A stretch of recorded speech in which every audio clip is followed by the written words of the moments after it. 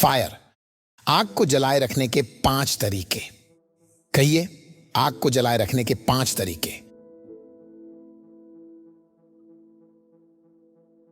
Number 1, अपने भीतर और अपने आसपास मौजूद उन आग बुझाने वालों को पहचानो जो तुम्हारी आत्मिक आग को धीरे धीरे खत्म कर देते हैं, और उन्हें अपने जीवन से पूरी तरह निकाल फेंकने का दृढ़ निश्चय करो।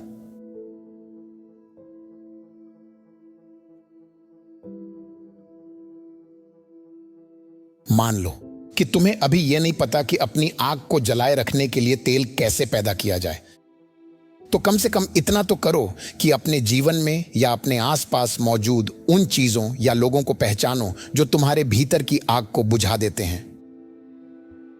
कम से कम उस थोड़े से आग को तो मत गवाओ जो तुम्हें अनुग्रह से मिला है। अपने भीतर की चीजों को पहचानो।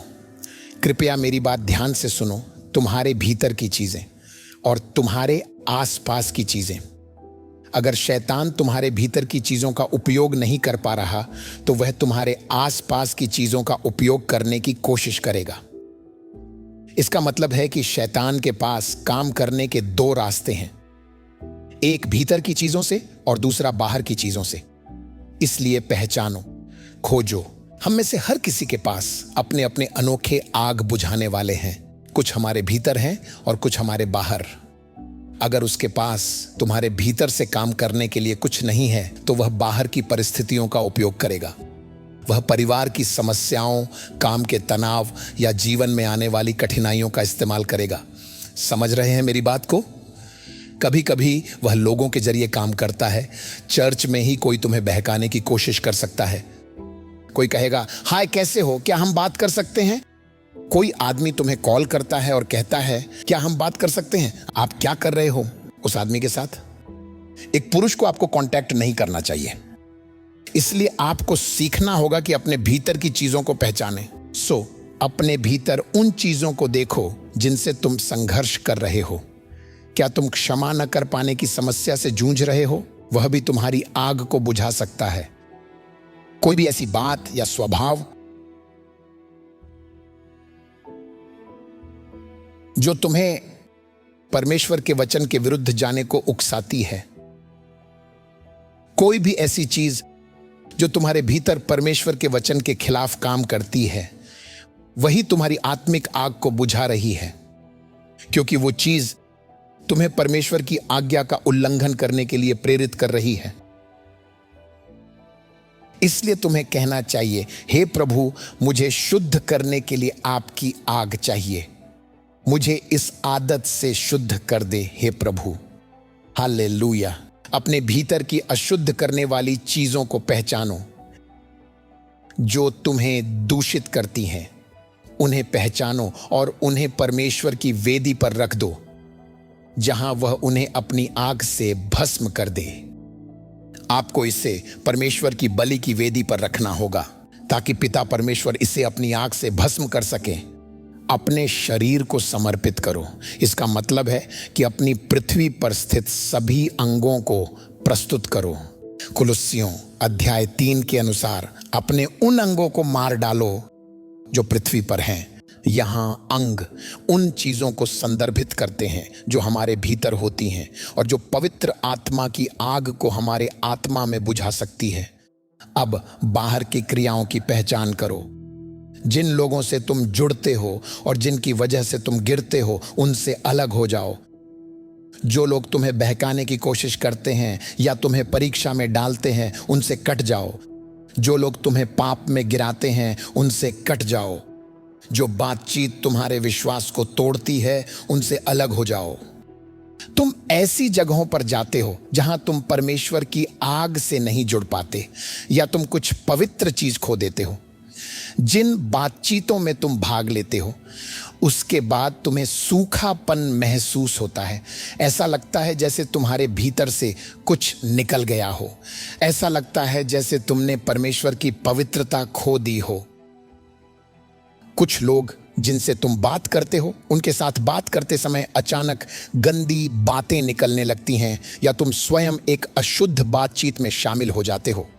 उस व्यक्ति से जिससे जुड़ने के बाद तुम्हें सूखापन महसूस होने लगता है और ऐसा लगता है जैसे तुमने अपने पवित्र गुण खो दिए हों, कृपया उससे दूरी बनाओ, उससे अलग हो जाओ, कट जाओ। मुझे पता नहीं तुम्हें मुक्का मारना चाहिए या नहीं, पता नहीं कैसे कहूं, बस निकल जाओ। अगर तुमने अब तक अपने आग बुझाने वालों की पहचान नहीं की तो अपनी आग बरकरार नहीं रख पाओगे। उन चीजों को पहचानो जो तुम्हारी आग बुझा देती हैं। इसमें ईमानदार और सच्चे बनो। मैं अपनी चीजें पहचान सकता हूं पर तुम्हारी नहीं। तुम खुद सबसे अच्छी तरह जानते हो कि वो चीज क्या है। तुम खुद को जानते हो, तुम अपने वातावरण को जानते हो, तुम उन लोगों को जानते हो जिनसे तुम जुड़े हो, तुम उन व्यवस्थाओं को जानते हो जिनके बीच तुम रहते हो, तुम जहां जॉब करते हो उस जगह को जानते हो, तुम अपने विचारों को जानते हो, तुम जानते हो तुम्हारे भीतर क्या चलता है, पर्दे के पीछे क्या चल रहा है, सब जानते हो। यह तुम्हारा जीवन है। तुम खुद को सबसे बेहतर जानते हो, इसलिए पहचानो, समय निकालो और लिखो कि कौन कौन सी चीज़ें तुम्हारी आग को बुझाती है, भीतर की भी और बाहर की भी, और फिर उन चीज़ों को निकाल फेंको। देखना समय के साथ शायद 1 हफ्ते में, 2 हफ्तों में या 1 महीने में तुम देखोगे क्या होने वाला है। तुम्हारी आग स्थिर हो जाएगी, तुम्हारा परमेश्वर से संबंध स्थिर और मजबूत हो जाएगा। Hallelujah, hallelujah. पवित्र आत्मा के साथ तुम्हारा अधिकार अत्यंत शक्तिशाली हो जाएगा, बहुत ही शक्तिशाली। हालेलुया। कहो आमीन। परमेश्वर के पुत्रों आओ, ऊंची आवाज में कहो आमीन। परमेश्वर के पुत्रों, हालेलुया। आओ प्रभु के घर में परमेश्वर की स्तुति करो। धन्यवाद, हालेलुया। ये बहुत महत्वपूर्ण है। अपने भीतर और बाहर के आग बुझाने वालों की पहचान करो और देखो कैसे तुम विजयी बनोगे। आग को जलाए रखने के 5 तरीकों में दूसरा बिंदु है अपने प्यार और ध्यान को मसीह पर लगाना। मतलब है परमेश्वर के सिंहासन से निकलने वाली बिजली जैसी दिव्य शक्ति को आपके स्नेह और प्रेम के क्षेत्र से होकर गुजरने देना। वह दिव्य ऊर्जा, तेज रोशनी या बिजली जैसी शक्ति जो परमेश्वर से आती है। बाइबल कहती है कि उस सिंहासन में से बिजलियां और गर्जन निकलते हैं। हमें स्वर्गीय बातों की खोज करना है जहां मसीह विराजमान है। वही है सियोन की बिजली, पवित्र आत्मा की आत्मिक तरंगें, परमेश्वर की उपस्थिति की शक्ति, बिजली और ऊर्जा। आग को जलाए रखने के 5 तरीकों में तीसरा पॉइंट, परमेश्वर के वचन का अध्ययन करो। आत्मा से भरे संदेशों को सुनो और लगातार परमेश्वर की इच्छा और पवित्र आत्मा के ज्ञान से भरे रहो। कैसे? वचन का अध्ययन करो, आत्मा से भरे संदेश सुनो, आत्मा से भरे संदेश खरीदो, भजन और गीतों में प्रवेश करो, 45 IT को सुनो।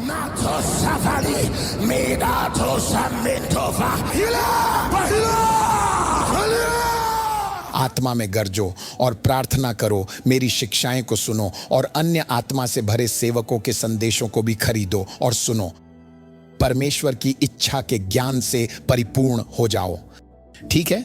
जब तुम ऐसा करते हो, तुम्हारे पास शिक्षाएं सुनने का समय भी होता है और स्वयं बाइबल का अध्ययन करने का समय भी। मैं तुमसे विनती करता हूं, खुद बाइबल का अध्ययन करो।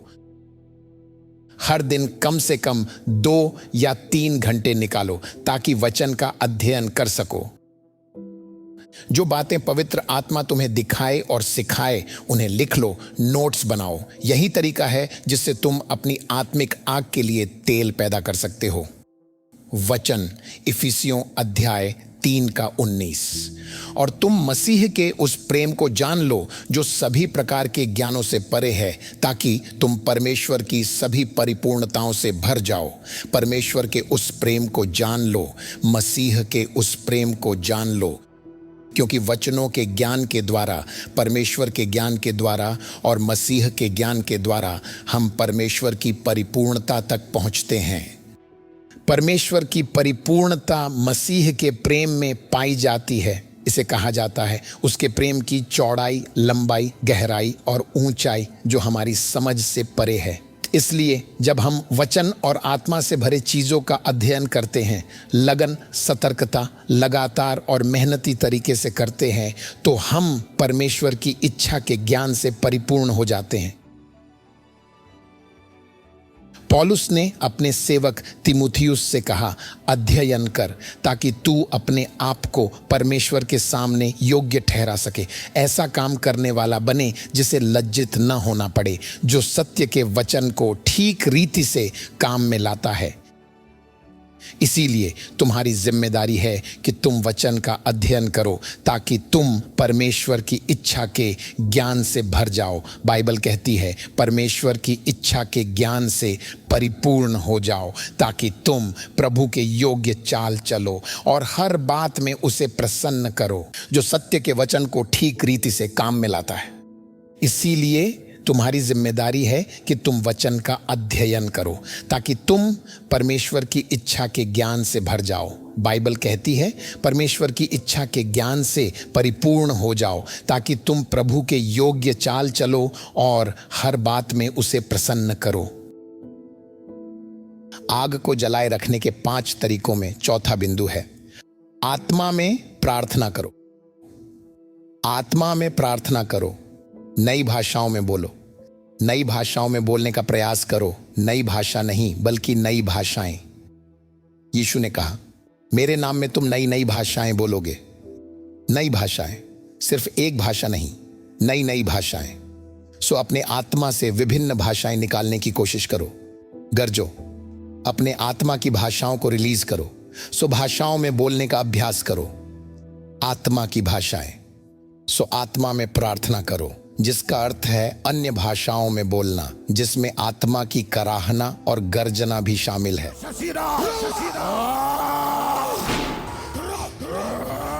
इसलिए जब तुम गरजते हो, कराहते हो, तो तुम अपने भीतर से, अपने पेट से उस आत्मिक ध्वनि को खोजते हो जो तुम्हारे भीतर भरी हुई होती है। सो प्रभु तुम्हारी आत्मा को नई भाषाओं से नया करेगा। हर दिन जब हम जागते हैं तो एक नई भाषा हमारी आत्मा में भरी होती है। उसे बाहर निकालो, उसे उत्पन्न करो। हर दिन अन्य भाषाओं में प्रार्थना करने और उन्हें बाहर निकालने का अभ्यास करो। तभी तुम तेल में बढ़ोगे जो तुम्हारी आग को और भी प्रज्वलित करेगा। कहो आमीन। यहूदा चैप्टर 1 वर्स 20। पर हे प्रियों, तुम अपने अति पवित्र विश्वास में अपनी उन्नति करते हुए और पवित्र आत्मा में प्रार्थना करते हुए अपने आप को परमेश्वर के प्रेम में बनाए रखो। आप जानते हो पवित्र आत्मा में प्रार्थना करने का क्या मतलब है? पवित्र आत्मा में प्रार्थना करना जरूरी नहीं कि सिर्फ अन्य भाषाओं में बोलना। पवित्र आत्मा में प्रार्थना करना कराहना है, जिसे इंग्लिश में ग्रोनिंग कहते हैं। मैं जानता हूं तुम्हारे द्वारा पढ़े गए हर प्रचारक की किताब कहती है कि पवित्र आत्मा में प्रार्थना करने का मतलब है अन्य भाषाओं में बोलना, लेकिन पवित्र आत्मा में प्रार्थना करना आत्मा की प्रार्थना करना है। बाइबल कहती है आत्मा हमारी दुर्बलता में हमारी सहायता करता है, क्योंकि हम नहीं जानते कि प्रार्थना किस रीति से करना चाहिए, परंतु आत्मा आप ही ऐसी आहें भर भर कर जो बयान से बाहर है हमारे लिए विनती करता है। सो पवित्र आत्मा में प्रार्थना करना कराहना है। यह तुम्हारे भीतर मौजूद है, आत्मा की कराहें और आवाजें। उसके बाद बाइबल स्वर्गदूतों की भाषा के बारे में कहती है, टंग ऑफ एंजल्स। अन्य भाषाओं में प्रार्थना करना और नई भाषाओं में प्रार्थना करना, मनुष्यों की भाषा। कुछ समय ऐसा होता है कि हम चाइनीज भाषा में प्रार्थना करते हैं, लेकिन हमें चाइनीज भाषा नहीं आती। यही वह प्रकार की भाषाएं थीं जिनमें उन्होंने पेंटिकॉस्ट के दिन प्रार्थना की थी। उस पेंटिकॉस्ट के दिन में हजारों लोग एकत्रित हुए थे। उस वक्त एक अलौकिक घटना घटी थी, जहां लोग जिनकी अपनी भाषाएं नहीं आती थीं, उन्होंने उनकी भाषाओं में बोलना शुरू कर दिया। यह केवल लोगों को सुसमाचार सुनने के लिए आकर्षित करने के लिए था। फिर आती है वह जिसे हम कहते हैं आत्मा की भाषा में प्रार्थना करना। बाइबल कहती है जो अन्य भाषा में प्रार्थना करता है वह अपनी ही उन्नति करता है। सो जब तुम आत्मा की भाषा में प्रार्थना करते हो जो कि नई नई भाषा में आती है, जब तुम उस वचन को देखते हो जहां लिखा है मेरे नाम में तुम नई भाषाओं में प्रार्थना करोगे, तो इसमें शामिल हैं कराहना, ग्रोनिंग्स, गर्जना, रोरिंग, दूतों की भाषाएं, टंग्स ऑफ एंजल्स, और मनुष्यों की भाषाएं, टंग्स ऑफ मैन। सो ये है आत्मा की भाषा यानी अन्य भाषा। तो विभिन्न प्रकार की भाषाएं होती हैं। बाइबल इसे पहला कुरिन्थियों में विभिन्न भाषाएं कहती है। कुछ लोग आत्मा से अनेक प्रकार की भाषाओं में बोलते हैं। यह आत्मा की प्रकटीकरण है।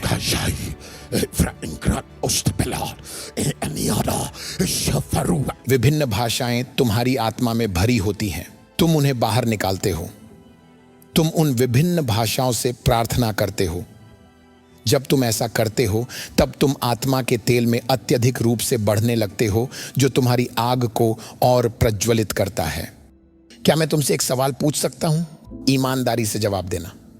अगर यहां आग जल रही है और तुम उसके पास तेल डालते हो और उस तेल को डालते हुए तुम धीरे धीरे यहां ले आते हो, तो क्या होगा? आग तेल का पीछा करेगी। जहां तेल रुकेगी वहीं आग रुकेगी। सो तेल वह क्षमता है जो तुम्हारी आग को फैलाने और बढ़ाने में मदद करता है, तुम्हारे मन और सोच के हर हिस्से तक। सो अगर तुम्हारे पास तेल है, अधिक तेल है, तो तुम जलती हुई आग को बढ़ा सकते हो। तुम उस आग को किसी भी जगह, किसी भी दूरी या क्षेत्र में फैला सकते हो जहां तुम चाहते हो कि परमेश्वर की आग काम करे। समझे? तुम यह तय करते हो कि उस आग की क्षमता, विस्तार, लंबाई, वजन, गहराई और ऊंचाई कितनी होगी, जो परमेश्वर ने तुम्हारे आत्मा में नया जन्म के समय जलाई थी। पांचवा और अंतिम बिंदु, क्या तुम उसे सुनना चाहते हो? सबसे अच्छा वाला, कीमत को स्वीकार करो। कठिनाइयां, जलती हुई आग का अकेलापन। जब तुम आग में जलने लगते हो तो जो नहीं जल रहे वे तुम्हारे विरोध में खड़े हो जाते हैं। क्योंकि देखो, जब तुम जलती हुई आग बन जाते हो तो स्वयं परमेश्वर तुम में वास करने लगते हैं। और याद रखो, इस संसार का संचालन कौन करता है? शैतान। बाइबल उसे इस संसार का ईश्वर कहती है। अब सोचो, जब तुम परमेश्वर का निवास बन जाते हो, जब तुम उसकी आग के वाहक बन जाते हो, उसकी आग का माध्यम बन जाते हो, चैनल बन जाते हो, तो तुम इस संसार के ईश्वर शैतान के लिए एक खतरा बन जाते हो। जैसे परमेश्वर ने इस्राएल की छावनी में आग के खंभे में निवास किया था और उसी आग के खंभे के द्वारा मिस्र की सेना को पैरालाइज कर दिया था। समझ रहे हो? तुम शैतान के लिए एक खतरा बन जाते हो। तुम अशुद्ध आत्माओं के लिए एक खतरा बन जाते हो। और जहां भी तुम हो, शैतान तुम्हारे ऊपर हमला करना शुरू कर देगा। शैतान तुम्हारे रडार को ढूंढ लेगा। शैतान कहेगा कि यहोवा के क्षेत्र से कुछ तो है जो हमारी अधिकार सीमा में प्रवेश कर गया है। हम उसे नष्ट करने के लिए क्या कर सकते हैं? सो वो तुम्हारे विरुद्ध आरोप लगाएंगे, वे तुम पर आक्रमण करेंगे, वे तुम्हें निराश करने की कोशिश करेंगे। और अगर तुम आत्मिक नहीं हो तो तुम उन चीजों को खोने लगोगे जो तुम्हारे आग को बढ़ाती हैं। तुम अपना तेल खोने लगोगे क्योंकि तुम शैतान के झूठों पर ध्यान दे बैठे। इसलिए जब तुम एक जलती हुई आग बन जाओ तो ध्यान बनाए रखो, फोकस्ड रहो, लोगों की बातों की ओर मत देखो, सांसारिक और शारीरिक लोगों की बातों को मत सुनो। जानते हो मैं सांसारिक मनुष्य किसे कह रहा हूं? सांसारिक मनुष्य वे हैं जो नए जन्मे नहीं हैं, और शारीरिक मनुष्य वे हैं जो कलीसिया में हैं, नया जन्मे हैं, परंतु आत्मा के द्वारा नहीं चलते। यही दो प्रकार के लोग हैं जो तुम पर हमला करेंगे। और ऐसे पास्टर भी हैं जो शारीरिक हैं, लोकल चर्चों के ऐसे सदस्य भी हैं जो अलग अलग पदों पर हैं और दावा करते हैं कि उनके पास बाइबल के वचनों का ज्ञान है, लेकिन वे शारीरिक हैं, सांसारिक हैं। इसलिए वे भी इस संसार के अंधकार के ईश्वर शैतान के हाथों के औजार बन जाते हैं। क्या आप मुझे सुन रहे हैं? तो यही अकेलापन है जिससे तुम्हें गुजरना होगा, यही दर्द है जिससे तुम्हें गुजरना होगा। ये वे चीजें हैं जो एक जलती हुई आग को सहनी पड़ती है। यहां तक कि तुम्हारे आसपास के लोग भी तुम्हें गलत समझेंगे। तुम्हारे आसपास के लोग तुम्हारे विरुद्ध खड़े हो जाएंगे। काम पर वे तुमसे नफरत करेंगे और तुम जान ही नहीं पाओगे कि क्यों ये सब हो रहा है, क्योंकि तुम एक ऐसा मंच, एक जमीन बन गए हो जिसके माध्यम से यहोवा देख रहा है। परमेश्वर अपनी महिमा को प्रकट कर रहे हैं। समुदायों को बचाया जा रहा है, लोगों के जीवन को आजाद किया जा रहा है। Hallelujah, hallelujah. इसलिए जलती हुई आग बनने का मूल्य बहुत बड़ा है। क्या तुम उस मूल्य को चुकाने के लिए तैयार हो? क्या तुम उस मूल्य को चुकाने के लिए तैयार हो?